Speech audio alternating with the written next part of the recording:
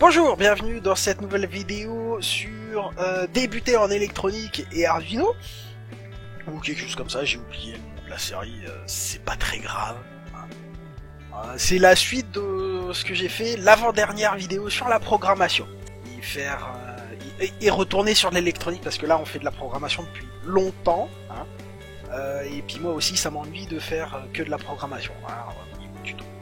Alors, la portée des variables, qu'est-ce que c'est ? Ça désigne la durée de vie de la variable. Et là, vous allez me dire, mais ça n'a pas une durée de vie, la variable, enfin, ça a la durée de vie du programme. Et ben non.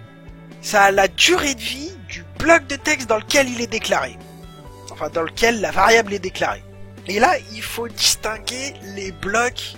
On a vu le while. Ok ?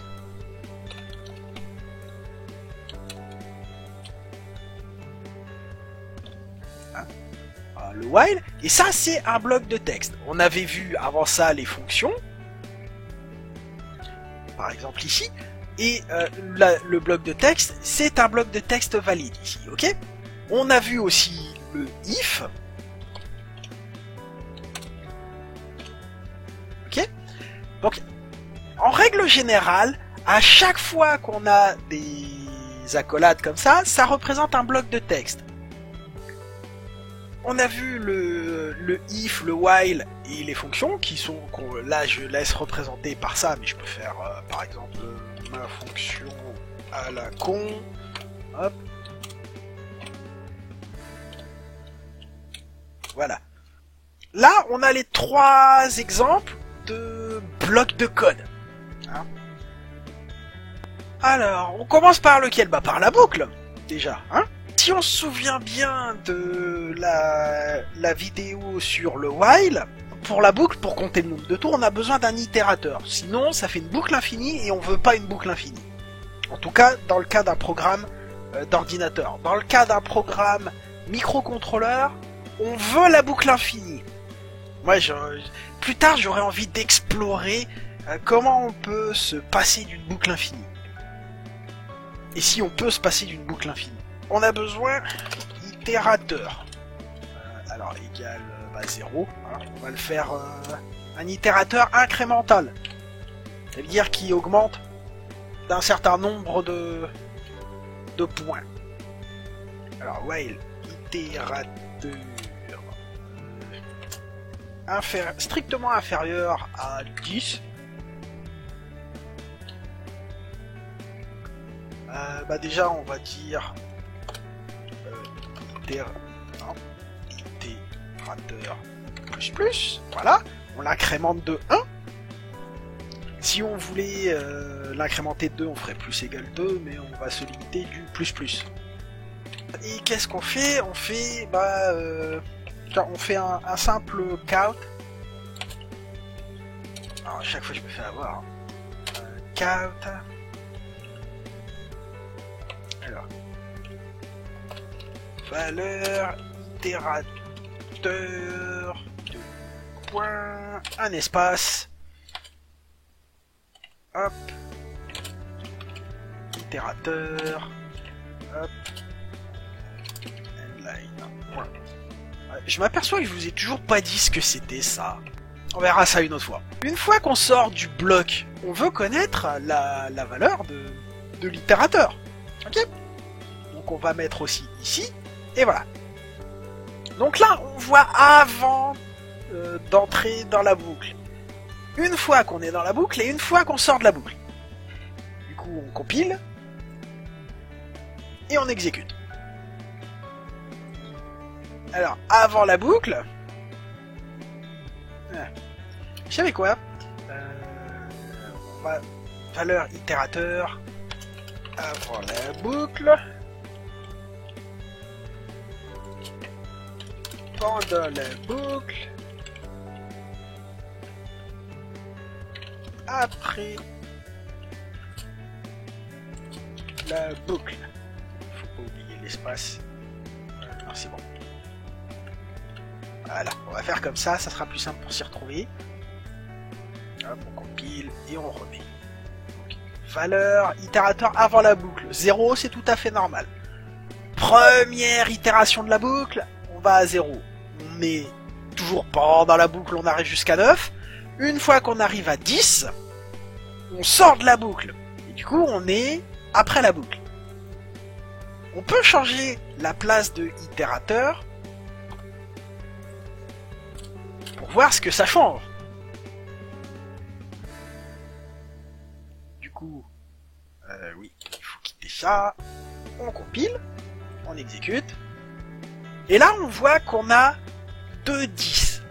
Donc, suivant où on veut où on met l'itérateur, avant ou après le traitement qu'on veut exécuter dans la boucle, ça va avoir une influence sur le résultat à la fin. Donc, toujours faire attention où est-ce qu'on met l'itérateur, d'accord ? Ensuite, on s'aperçoit que une fois qu'on est sorti de la boucle, la variable itérateur ne change pas. Si maintenant, je déclare dans la boucle une autre variable, donc, par exemple, toujours un entier, ça va être variable égale 1. Voilà. Donc là, non, c'est pas grave. Hop. Je veux savoir quelle est la valeur de variable, parce que je l'ai déclaré dedans, je fais un traitement, par exemple, on fait variable plus égale 1, hop, on met l'itérateur à la fin, et en principe, on devrait avoir une valeur de variable et itérateur identique, une fois qu'on est sorti de la boucle. Essayons de compiler ça. Hop. Et là, il y a le compilateur qui nous dit il y a un problème. Variable n'a pas été déclarée dans this scope. Je comprends ce que ça veut dire en anglais. Mais alors, en français, vous traduire ça. Variable n'a pas été déclarée dans cette portée. Qu'est-ce qui se passe ? Il se passe que une fois qu'on est dans le bloc ici, une fois qu'on sort du bloc, while, qu'est-ce qui se passe en mémoire ? Il se passe qu'en mémoire, l'espace qui était alloué à cette boucle est détruit. Toutes les variables qui étaient déclarées dans ce bloc n'existent plus.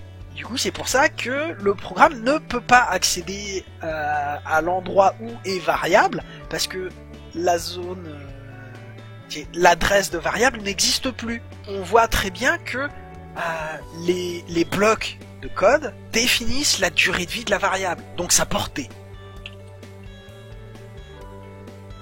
Regardons maintenant avec l'autre bloc qu'on a vu en second, qui est le bloc, enfin, le if. On va mettre un petit else aussi. Non. Merci. Voilà. Donc, if, on va mettre, toujours dans la fonction principale, une variable var if égale 5 pour le moment.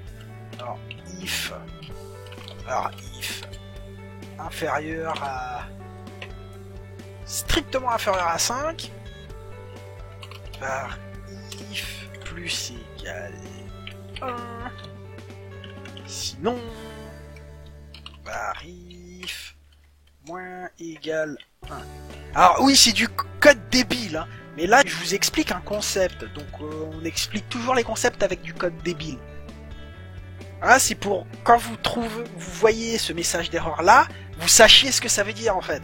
Parce que si vous travaillez avec les fonctions, les if, les while et tout, il y a un moment donné, vous allez vous planter, vous allez tomber là-dessus et vous allez avoir du mal à trouver à quoi ça correspond et comprendre le truc si je vous l'explique pas un minimum. Voilà. Encore.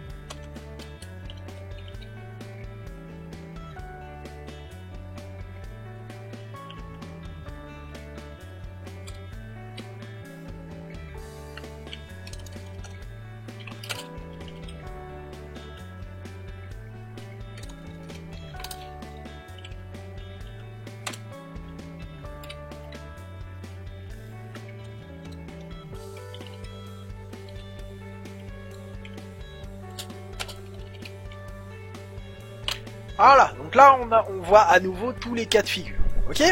Compilons, voir si je me suis pas planté quelque part, c'est nickel.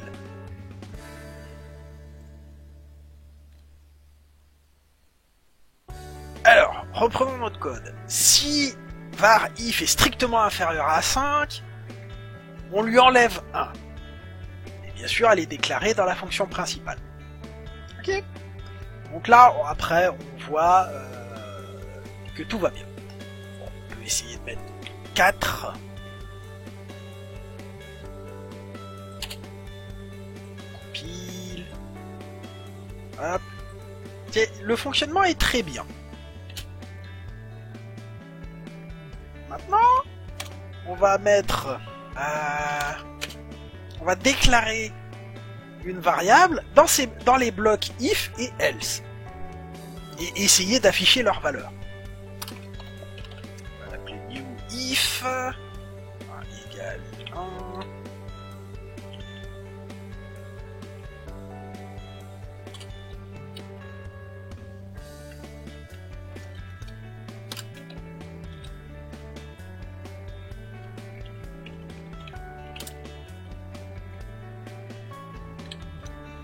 Vu qu'on a vu que ça fonctionnait,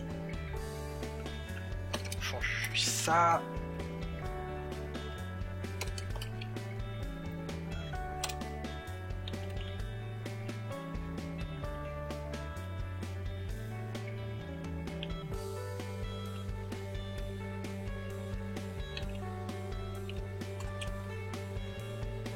C'est pas un new rif, mais bien un new if. Non mais oh.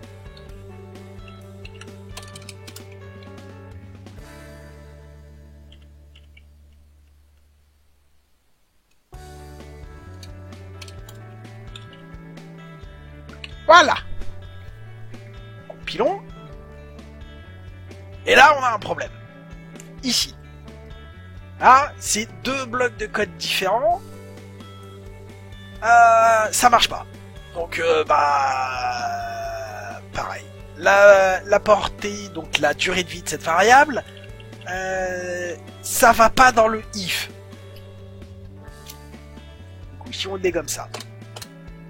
Est-ce qu'en sortant du if, on y a toujours accès? Eh ben non. Donc à nouveau, les variables qu'on déclare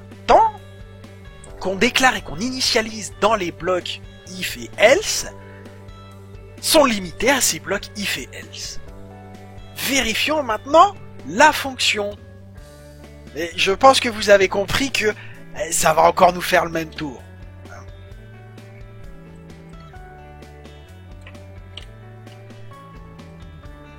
Donc, comme on a appris, fonction...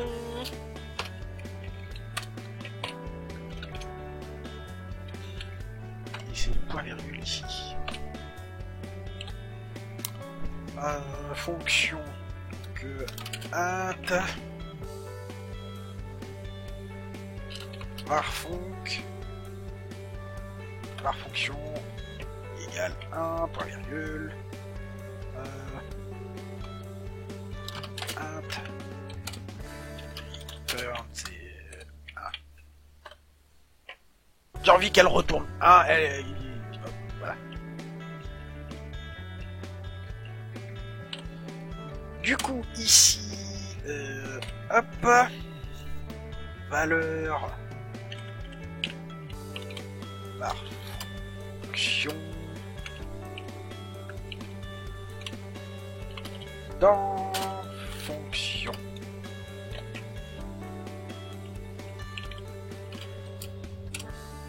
Hop là. Et du coup là le code va être encore plus simple que les autres fois. Du coup on fait fonction point virgule.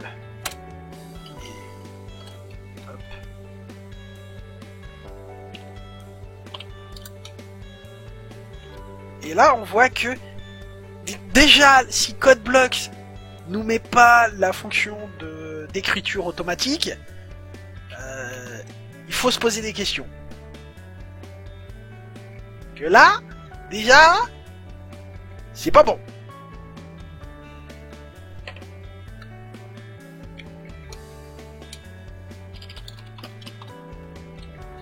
Normalement, on se fait engueuler.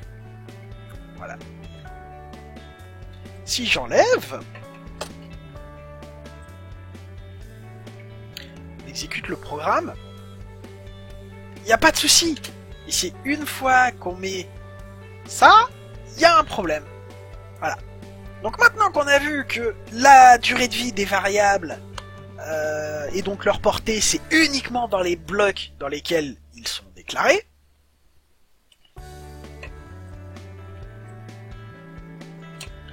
on va voir un cas qui s'appelle la variable globale, qui est dégueulasse et qui est hyper dangereux. Je vais... Donc la variable globale, je crois que j'en ai parlé mais je l'avais mal dit où est-ce que ça se trouvait. En fait, ça se déclare avant la fonction principale du programme.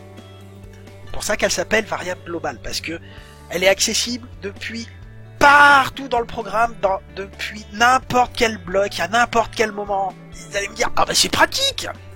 Je vais vous montrer pourquoi c'est dangereux. Variable globale égale 1.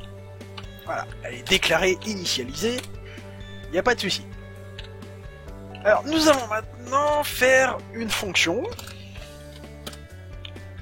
Fonction, hop, sans paramètres, hop, pour dire que c'est un prototype. Variable globale.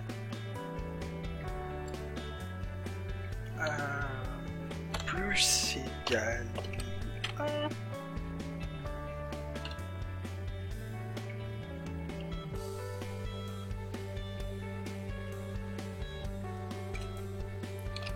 Turn 1.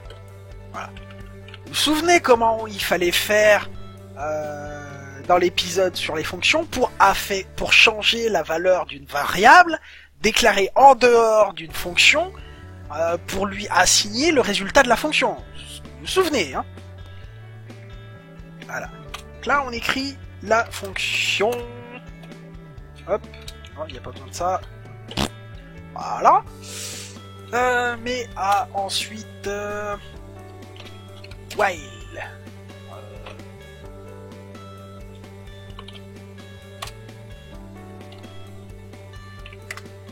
Tant que variable globale est inférieure à 10,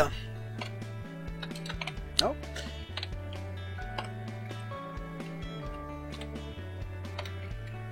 Hop là, on augmente ici. Ensuite, à un moment donné, j'ai besoin de vérifier si variable fait pas n'importe quoi. Ok.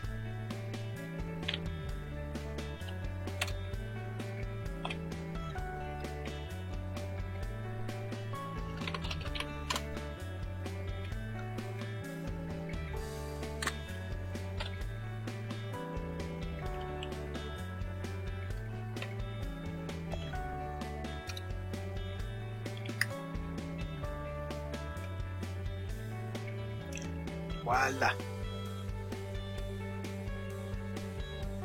Maintenant, il n'y a plus qu'à écrire faire les counts. Ah zut, faut que je les réécrire.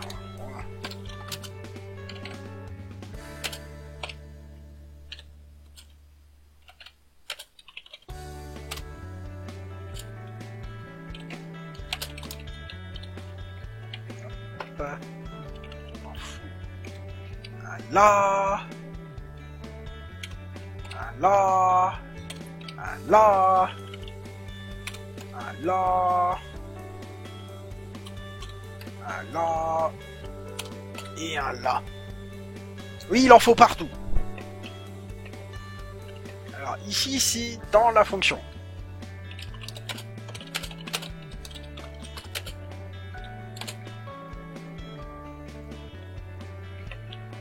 Ici, c'est fonction principale.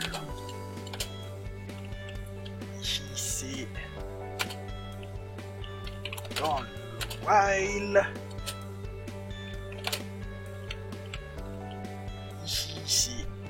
après la fonction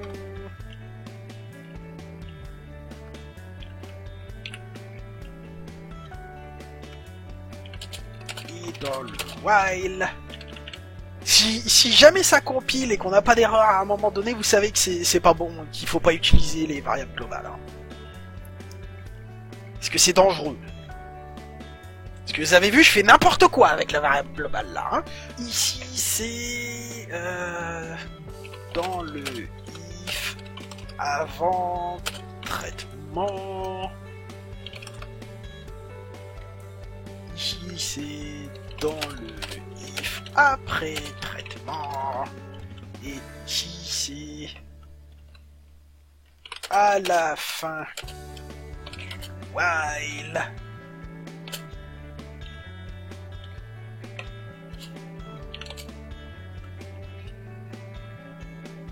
Et ici c'est à la fin du programme. Voilà. Est-ce que ça compile déjà cette saloperie? Ça compile. Donc là vous voyez que c'est pas bon. Je fais n'importe quoi avec la variable globale.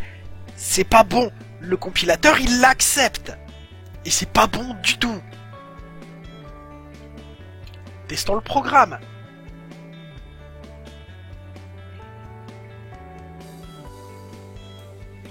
Alors, dans la fonction principale, hop, on voit que la variable globale fait 1.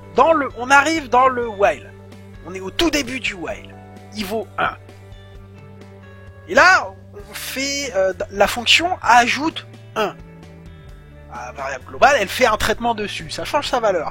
Seulement plus tard, je vérifie que variable globale fasse pas des conneries. Sauf que moi, je voulais que faire un traitement sur variable globale 10 fois. Dans ma vérification ici, en fait, je court-circuite le if. Enfin, le while. Alors, il aurait pu se trouver ailleurs, hein.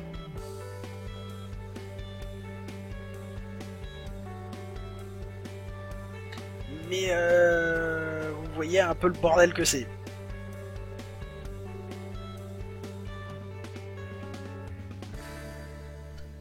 Non seulement la fonction modifie ici, mais en plus le résultat est conservé. Parce que c'est ça qui est dangereux avec les fonctions. Donc si je fais pas de variable globale ici.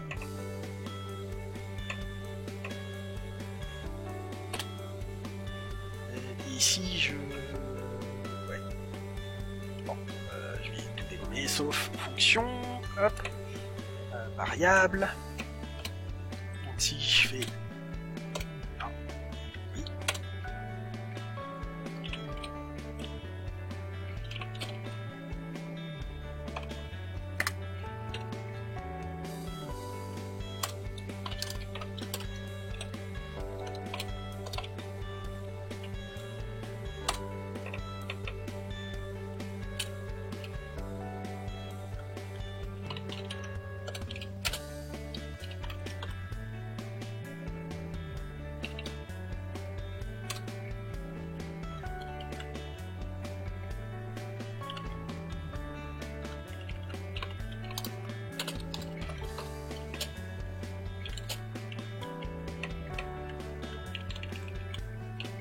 Hop.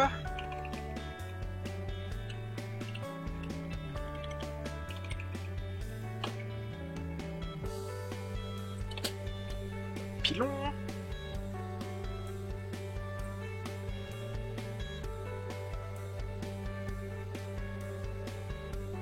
Voilà.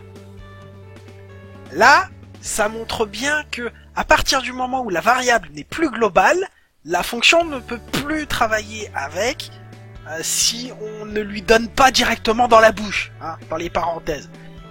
Si on met variable... non, on va mettre... et en plus, ma fonction est dégueulasse ici. Hop. De toute façon, ça change rien. Alors... Si je... Par contre, ici, si je mets...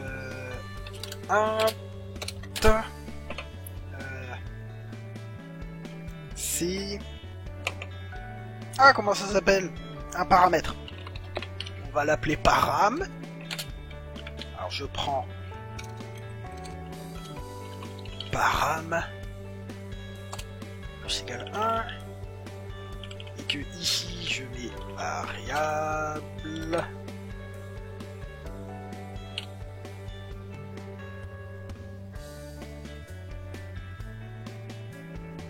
j'ai oublié de mettre param ici.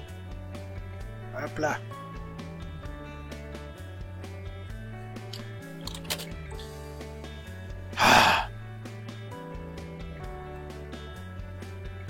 Voilà. Donc on voit bien que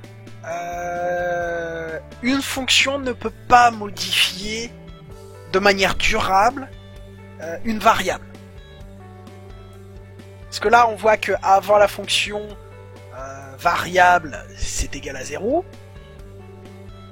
Une fois qu'on est dans la fonction, on lui attribue la valeur 1. Mais si on veut que variable prenne la valeur, et ben faut refaire,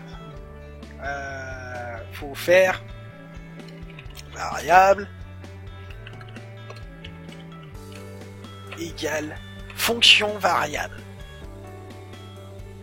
Si on fait ça, là on peut modifier la valeur. Voilà. Une fois qu'on sort de la fonction, c'est modifié parce que on a affecté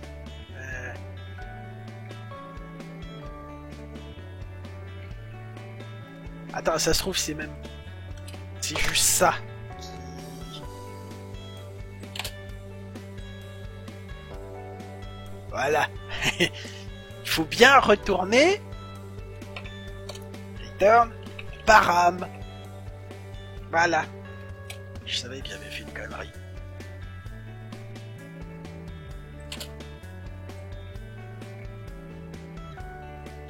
Voilà, là ça marche.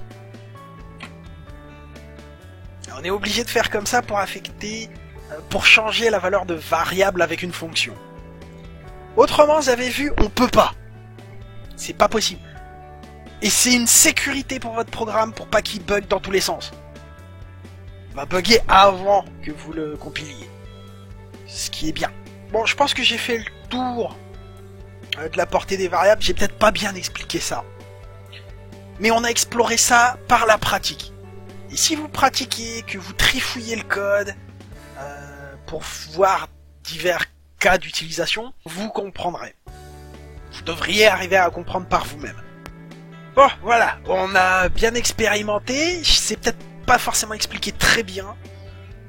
C'est un concept un peu compliqué pour moi à expliquer. Mais je l'ai compris, comme vous l'avez vu. Ensuite, si jamais vous avez des questions, vous avez les commentaires, mais vous avez aussi Skype et Mumble. Skype, envoyez-moi un email ou alors un commentaire avec vos informations pour vous contacter. Les commentaires sont préfiltrés. Ils apparaissent, il n'y a que moi qui les autorise. Donc, pas de souci. Si vous me donnez des informations personnelles ou si je vois qu'il y a des informations personnelles dans les commentaires, ils seront supprimés. C'est pas bon pour mes stats, mais je m'en fous. Voilà. Moi, je m'en fous des stats YouTube. Voilà. Donc, j'espère que la vidéo vous a plu, que vous avez appris quelque chose. Surtout que vous avez appris quelque chose. Et à la prochaine vidéo pour faire des calculs de barbare avec mes couilles. Vous comprendrez pourquoi je dis ça dans la prochaine vidéo. Bye bye!